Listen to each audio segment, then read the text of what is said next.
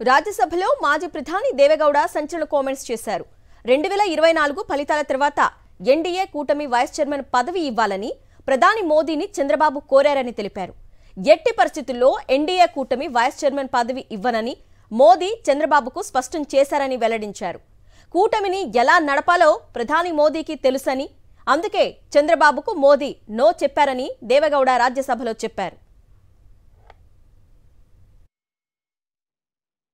Now in 2024, when Modi has got 248 seats, when other political parties, Chandrababu Naidu,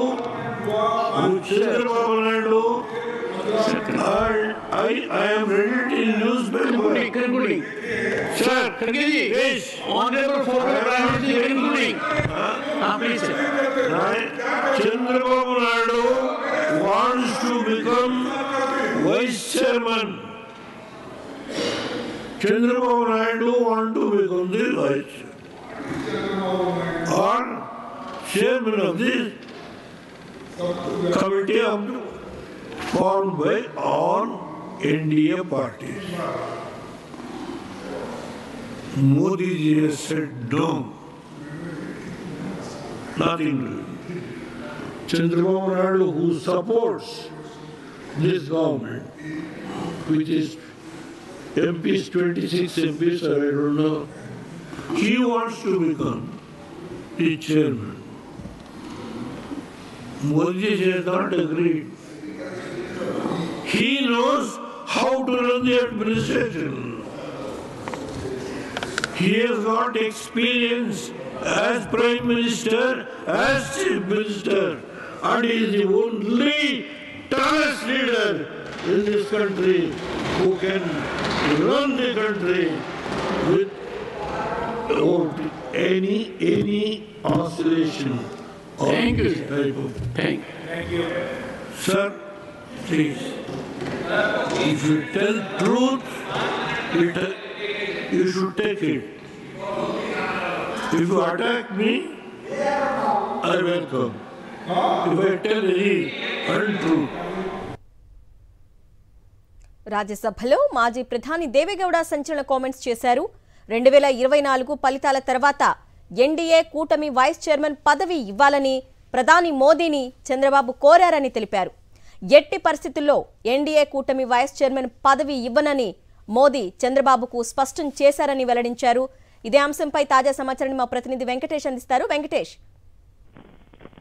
ఈరోజు మాజీ ప్రధాని దేవేగౌడ రాజ్యసభలో సంచలన వ్యాఖ్యలు చేశారు. రాష్ట్రపతి ప్రసంగంపై ధన్యవాదాలు తెలిపే తీర్మానంపై ఆయన మాట్లాడారు. ఈ సందర్భంగా చాలా కీలకమైనటువంటి విషయాలు రాజ్యసభ దృష్టికి తీసుకొచ్చారు.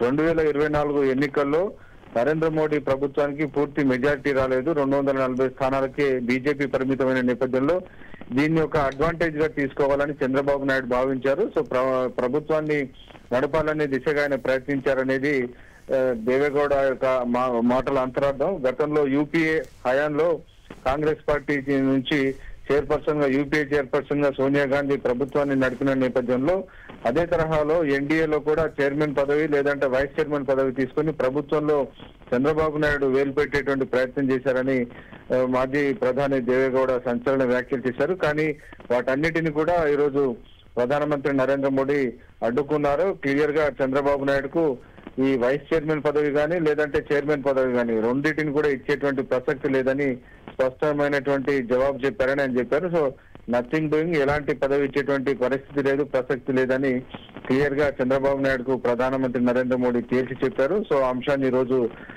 రాజ్యసభ సాక్షిగా దేవేగౌడ అన్ని విషయాలను కూడా సభలో బయటపెట్టారు. ఆ సమయంలో కాంగ్రెస్ నేత మల్లికార్జున ఖర్గే కూడా సభలో ఉన్నటువంటి పరిస్థితి. సో మొత్తానికి ఈ ప్రభుత్వాన్ని కంట్రోల్ చేసేందుకు చంద్రబాబు ప్రయత్నించేటువంటి నేపథ్యంలో డెఫినెట్ గా ప్రయత్నాలను పూర్తిగా ప్రధానమంత్రి నరేంద్ర మోడీ అడ్డుకోవడమే కాకుండా ఖచ్చితంగా ఇచ్చే ప్రసక్తి లేదని ఖరాఖండిగా తేల్చి చెప్పిన విషయాన్ని ఈ రోజు మాజీ ప్రధాని దేవేగౌడ సభ దృష్టికి తీసుకొచ్చారు. ఇది తాను చెప్తున్నది సత్యమని, ఎవరు ఎన్ని రకాలుగా మాట్లాడినప్పటికీ తాను సత్యమే చెప్తానని కూడా ఆయన ఖరాఖండిగా రాజ్యసభ సాక్షిగా ఈ విషయాన్ని పూర్తిగా వెల్లడించారు.